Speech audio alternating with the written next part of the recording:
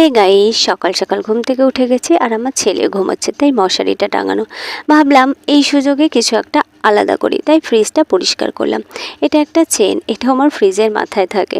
আর এই লকেটটা লাভ লেখা, স্টোন দেওয়া, খুব ভালো লাগে আমার। 100 টাকা মাত্র দাম নিয়েছে, আমি একটু পরেও নিলাম। আমার ফ্রিজের মাথায় যে কী থাকে তোমরা দেখলে একটু হাসবে।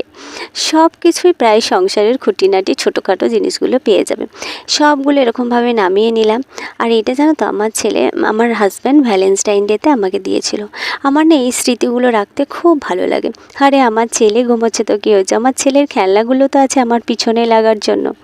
আর আমি ফ্রিজ পরিষ্কার করি জানো তো, এরকম জলের ছিটা দিয়ে, কারণ ন্যাকড়ায় ভিজিয়ে নিলে অনেকটা জল থাকে আর জলের স্পটটা পড়ে।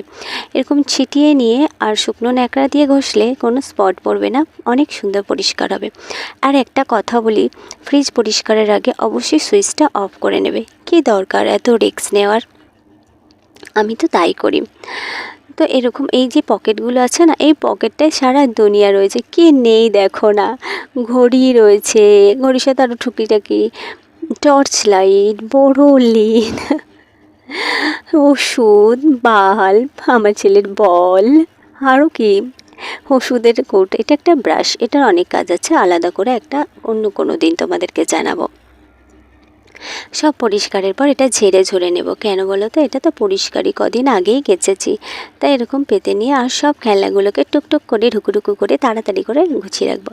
কারণ এটা না বেশিক্ষণ ঠিক থাকবে না। আমার ছেলে ঘুম থেকে ওঠার পরে মিনিট 10 অথবা আধ ঘন্টা, অথবা এই বেলাটা আজকে ঠিক থাকবে।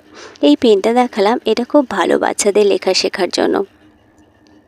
তাই টেডি টুডি ওরই খেলনা। আমার ছেলে ছোটোবেলা ফেরত পাবো না, সব ফেরত পাবো। ঘর পরিষ্কার করা, আরও বড় ঘর, আরও সুন্দর ঘর।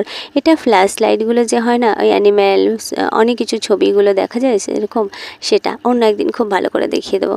তো এটা দিয়ে না তুমি চানাচুর অনেক কিছু বানাতে পারবে। তো আসলে হলো এইটাই হলো ফাইনাল লুক। তো আমার ছেলের এটা ব্ল্যাকবোর্ডেরও কাজ করে, আমি আগেই বলেছি। কেমন লাগছে বলো পরিষ্কার হওয়ার পর? ফেসে যে ইউ লিখেছে। সব কিছু ফিরে পেলেও আমার ছেলের এই বয়সটা ফেরত পাবো না, তাই আমি ওকে কোনো কিছু থেকে আটকাই না। ও যতটা খেলতে চায় আমি ওকে ততটাই খেলতে দিই। এত কষ্ট করলাম, একটা সেলফি নিয়ে নিলাম। আর দুপুরবেলা রান্না করলাম মাংস ভাত। সন্ধ্যাবেলা আমি একাই গেলাম শপিং করতে, শুধু আমার জায়ের মেয়েরই একটা কেনার ছিল। আর যখন ফিরে আসছিলাম অন্ধকার 9টা বেজে গেছে, আমার না খুব একটা ভালো লাগছিল না।